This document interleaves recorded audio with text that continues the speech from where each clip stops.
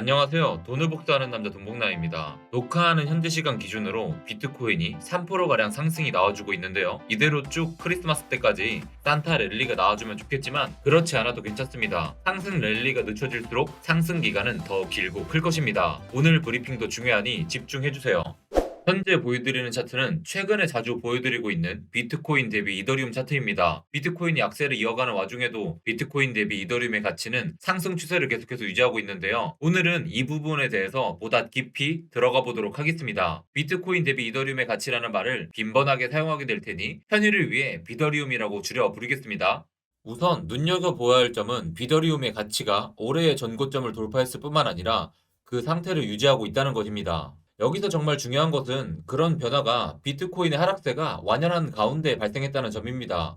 여러분, 비트코인이 하락하는 가운데 비더리움의 가치가 전고점을 돌파하며 상승하는 상황이 역사 중에 몇 번이나 있었을까요? 한번 같이 살펴보겠습니다. 2021년 상반기 랠리 중에는 그런 상황이 3번이 발생했습니다. 세 차례 모두 하락장에 들어서기 전 상황이 아니라는 것을 지금은 알 수 있습니다. 5월 말의 하락 이후로도 한동안 시장이 횡보하기는 했지만 결국 그 이전의 정고점을 회복했습니다. 2020년을 잘 보시길 바랍니다. 비트코인이 조정을 받는 상황 속에서 비더리움의 가치가 상승하며 전고점을 돌파한 경우는 단 한 번도 없었습니다. 2019년의 경우도 마찬가지입니다. 11월에 일부 조건을 충족시키는 상황이 있었지만 비더리움의 차트가 전고점을 돌파하지 못했다는 점에서 현재와는 상황이 조금 다릅니다. 잘 살펴보시길 바랍니다. 2018년 2월 이후로도 모든 조건을 충족시킨 상황은 단 한 번도 없었습니다. 자, 이제 2017년 상승장의 상황을 살펴보겠습니다. 2017년 3월에 모든 조건을 충족시키는 상황이 발생했습니다. 비트코인이 조정을 받는 가운데 비트코인 대비 이더리움은 전고점을 돌파하는 상승을 보였습니다. 그 이후로 비트코인 대비 이더리움의 가치는 지속적으로 상승하다가 6월 이후로는 하락세에 들어섰는데요. 빨간색 화살표로 표시한 2017년 12월부터 2018년 1월을 보시길 바랍니다. 비트코인이 상승의 최고점을 찍고 하락하던 순간인데요. 이때도 비트코인 대비 이더리움의 가치는 상승하는 모습을 보여주긴 했습니다. 하지만 중요한 것이 빠졌죠. 비더리움은 전고점을 돌파하지 못했습니다. 차이가 보이시나요? 이 차트로 보기엔 2017년 3월에 비더리움이 전고점을 돌파하는 것이 맞는지, 그리고 비트코인이 하락이 얼마나 되는지 확인하기 어려운데요. 어디 한번 차트를 2016년까지 당겨서 살펴보도록 하겠습니다. 보이시나요? 2017년 3월 당시에 비트코인은 큰 폭의 조정을 받았다는 것과 이때 비더리움은 1년 전인 2016년 3월의 전고점까지 돌파했다는 것을 알 수 있습니다. 이더리움이 탄생한 2015년까지 차트를 당겨보면 2016년 3월도 우리의 조건에 부합하는 상황이 만들어졌다는 것을 알 수 있습니다.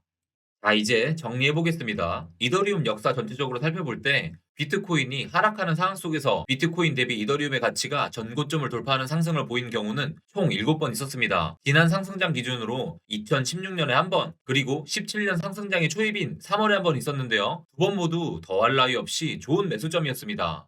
그리고 다른 4번은 모두 올해 들어 발생했습니다. 무엇보다 17년 상승장에서 비트코인이 최고점을 찍고 하락장에 들어서는 상황에서 이런 모습이 나오지 않았지만 현재는 다르다는 점을 특히 주목할 필요가 있습니다. 이것이 무엇을 의미하는 것일까요?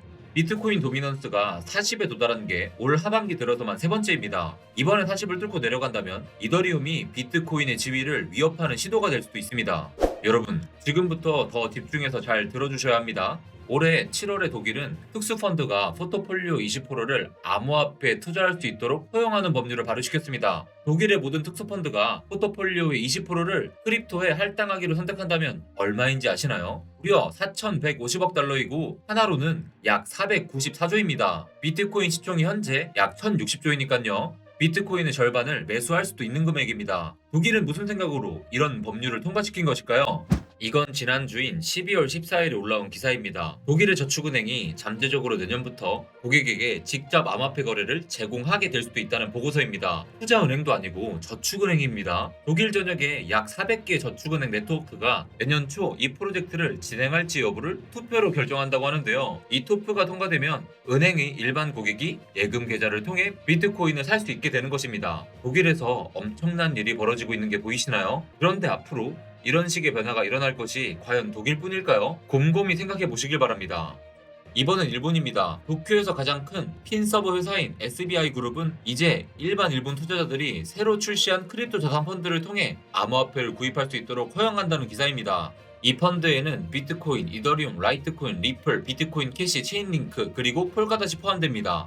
이번엔 아랍에미레이트입니다. 아랍에미레이트는 국부펀드 중 하나인 무바달라 투자회사가 크립토 생태계에 대한 투자를 검토하고 있다고 밝혔습니다. 무바달라 투자회사의 CEO는 CNBC의 인터뷰에서 암호화폐에 대해 이런 말을 했습니다. 저는 암호화폐가 진짜라고 생각합니다. 이건 2년 전에 2천억 달러의 가치가 있었고 현재는 2조 5천억 달러의 가치로 성장하고 있는 비즈니스입니다. 아직 많은 이들이 회의적이지만 저는 그렇지 않습니다. 참고로 무바달라는 약 2,430억 달러의 자산을 관리하고 있으며 아랍에미레이트뿐만 아니라 전 세계적으로 가장 큰 펀드 회사 중 하나입니다. 대단하지 않나요? 독일, 일본, 아랍에미레이트 같은 국가들이 이렇게 앞다퉈 크립토 경제에 오픈하려고 하는 상황입니다. 그런데 혹시 지금 보여드린 기사들이 오늘의 이더리움 분석과 무슨 관계가 있는지 의문을 가지신 분 계신가요?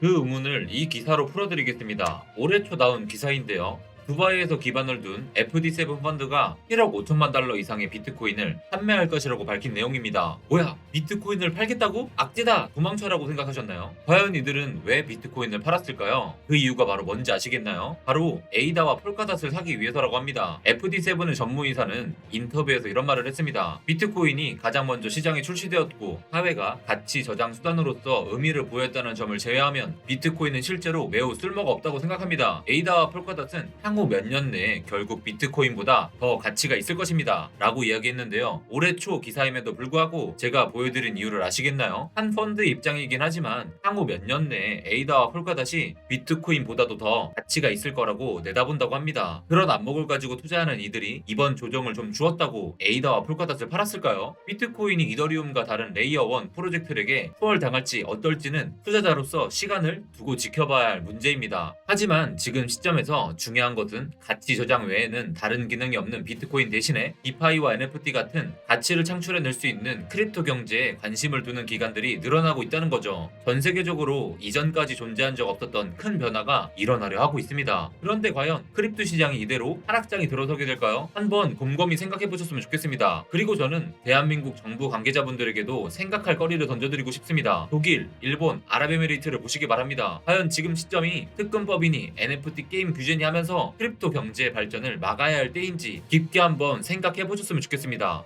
한국에서 시작된 프로젝트인 테라는 열악한 환경 속에서도 현재 세계에서 가장 크게 주목받고 있는 크립토 생태계 중 하나를 만들어냈습니다. 국가의 위상을 올리고 국민의 자존심을 고양시키는 이런 프로젝트들을 국가가 도와주지 못할 망정 방해는 하면 안 됩니다. 그래야 인터넷 강국이라는 이점을 최대한 살려 우리 젊은 세대들이 이 시장에서 선점에 나갈 수 있는 거죠. 플레이투원 게임으로 주목을 받고 있는 모바일 게임 무한돌파 삼국지 리버스의 개발사가 정부로부터 서비스 종료 통보를 받자 법적 대응에 나서겠다고 밝혔습니다. NFT, 메타버스, 플레이투원, 대한민국이 선점해서 나갈 수 있는 분야들이라 생각합니다. 특히 우리나라는 게임 강국이라고도 하는데요. 플레이투원은 우리가 정말 잘 이끌 수 있는 분야기도 하죠. 이번에 잘 해결돼서 관련 코인들 시세가 크게 올랐으면 좋겠습니다. 플레이투원 관련 코인으로는 보라, 이믹스, 엑시 인피니티, 플레이뎁, 샌드박스, 엔진 코인 등이 있습니다.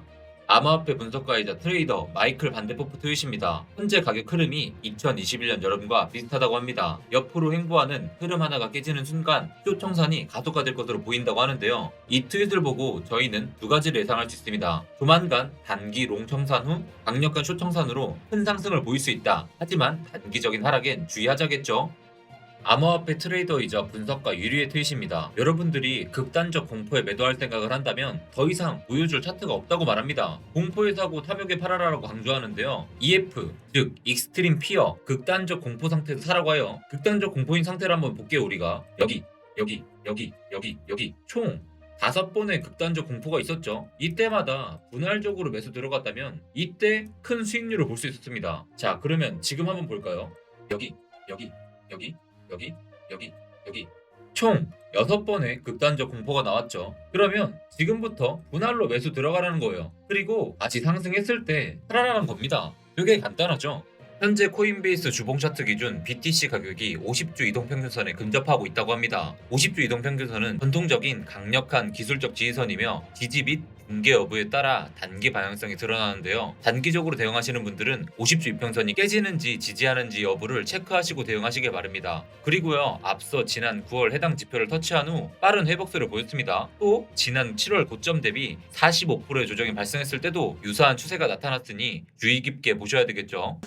지금 보고 계신 보고서는 매사리 2022년 가상자산 투자 테마 보고서입니다. 가상자산 업계의 2022년 전망과 주목해야 할 트렌드, 인물, 회사, 프로젝트를 총 집약해둔 것인데요. 목차는 이렇습니다. 필요하신 분들이 계실 것 같아서 동봉남 공식 카페와 공식 텔레그램에 올려둘 테니까요. 필요하신 분들 텔레그램 가입하셔서 받아가세요. 링크 확인은 유튜브 고정 댓글 확인하시고요. 오늘도 고생 많으셨습니다. 구독은 꼭 하고 보셔야지 좋은 정보 남들보다 빠르게 받습니다. 구독은 꼭 하세요.